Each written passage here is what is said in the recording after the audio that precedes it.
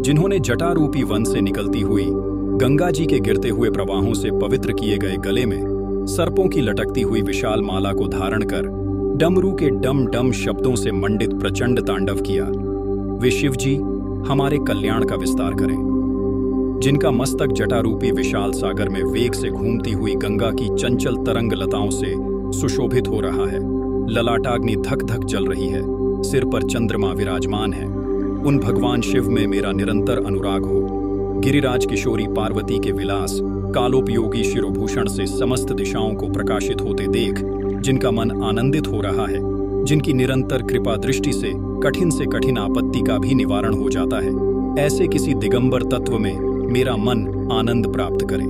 जिनके जटाजूटवर्ती भुजंगमों के फणों की मणियों का फैलता हुआ पिंगल प्रभापुंज दिशारूपिणी अंगनाओं के मुख पर कुंकुम राग का अनुलेप कर रहा है। मतवाले हाथी के हिलते हुए चमत्थे का उत्तरीय वस्त्र धारण करने से स्निग्ध वर्ण हुए उन भूतनाथ में मेरा चित्त अद्भुत विनोद करे। जिनकी चरण पादुकाएं इंद्र आदि समस्त देवताओं के प्रणाम करते समय मस्तकवर्ती कुसुमों की धूलि से धूसरित हो रही हैं।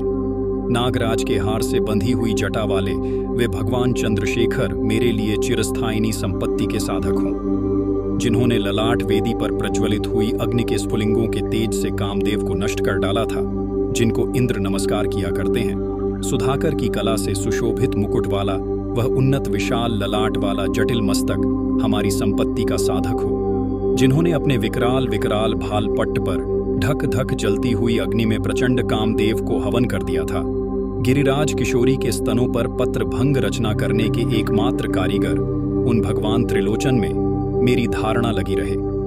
जिनके कंठ में नवीन मेघमाला से घिरी हुई अमावस्या की आधी रात के समय फैलते हुए दुरूह अंधकार के समान श्यामता अंकित है।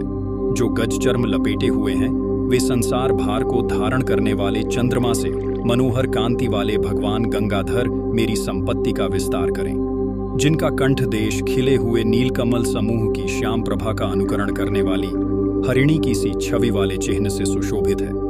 जो कामदेव, त्रिपुर, भव, दक्ष यज्ञ, हाथी, अंधकासुर और यमराज का भी संहार करने वाले हैं, उन्हें मैं भजता हूँ। जो अभिमान रहित पार्वती की कला रूप कदम्ब मंजरी के मकरंद स्रोत की बढ़ती हुई माधुरी के पान करने वाले मधुप हैं तथा कामदेव, त्रिपुर, भव, दक्ष यज्ञ, हाथी, अंधकासुर और यमराज का भी अंत करने वाले हैं, उन्हें मैं भजता हूँ। जिनके मस्तक पर तीव्र वेग के साथ घूमते हुए भुजंग के फुफकारने से ललाट की भयंकर अग्नि क्रमशः धधकती हुई फैल रही है।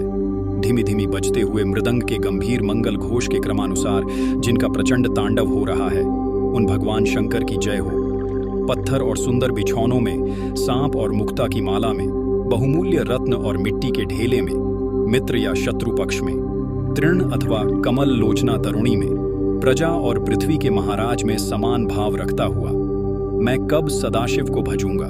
सुंदर ललाट वाले भगवान चंद्रशेखर में दत्तचित्त हो अपने कुविचारों को त्याग कर गंगा जी के तटवर्ती निकुंज के भीतर रहता हुआ सिर पर हाथ जोड़ डबडबाई हुई विह्वल आंखों से शिव मंत्र का उच्चारण करता हुआ मैं कब सुखी होऊंगा। जो मनुष्य इस प्रकार से उक्त इस उत्तमोत्तम स्तोत्र का नित्य पाठ, स्मरण और वर्णन करता रहता है, वह सदा शुद्ध रहता है और शीघ्र ही सुरगुरु श्री शंकर जी की अच्छी भक्ति प्राप्त कर लेता है।